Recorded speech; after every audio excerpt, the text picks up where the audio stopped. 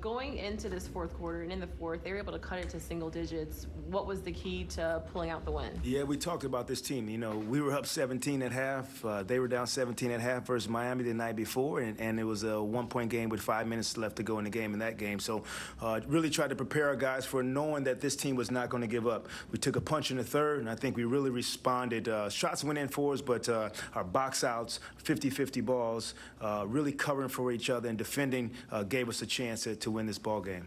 What stands out to you about a lot of players' performances? You had Joe Harris coming that first quarter off the bench, knocking down 18 points. Royce O'Neal getting his first start since the trade deadline and finding his flow. Spencer Dinwiddie having 10 assists in the first quarter. What stood out to you, and what did you like the most? I think overall, every guy trying to contribute to a win. And, you go to, after you find out about Doe not being able to play, you got to go to Royce and get him ready and prepared. And, boy, was he prepared. He had some big shots for us tonight. Spencer with the 16 assists, really sharing that thing. The ball didn't go in for him, but he was still attacking the rim, but 16 assists. And then for us to get over 43s up, I think that speaks to how we were sharing the basketball, the shot selection that we got. But overall, some really good contributions from a lot of guys. Could you, I guess, just touch on the ball movement a little bit? I mean, obviously Spencer had his 16 assists, but Royce going into the lineup, I think he had 8.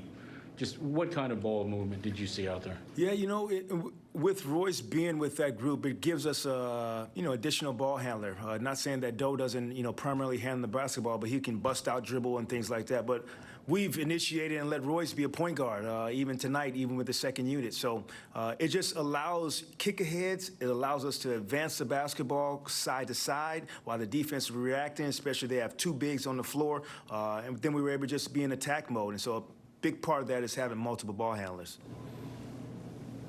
You guys now are just 1 win away from that 6th spot. I know you don't look too far ahead, but overall, when you look at this game, what is going to be important to get that last win? Yeah, it's Orlando. That's the next game for us, and all I'm thinking about is they beat us the last time we played. So that's the competitive nature. That's all I'm thinking about. How can we beat these dudes when we face them? So our guys will have tomorrow off to prepare their bodies and minds and to give every ounce of juice they have to get a win versus Orlando. Where will you be watching the Miami game? Is that game's on tomorrow? You didn't know. I'll be at home. I'll be watching the other games as well, Brian. I might tune into that one. You mentioned how it was going to be a battle of the bigs with them having their 2 bigs. What did you like just about the way that Nick was able to compose himself and go 8 of 9 from the field? Yeah, I thought earlier they really tried to post the basketball, and so got a little bit of foul trouble early.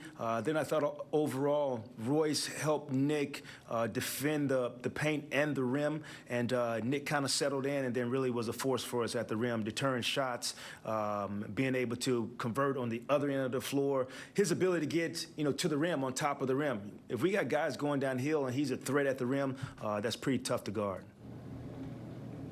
And your overall last statement for your last road game of the regular season?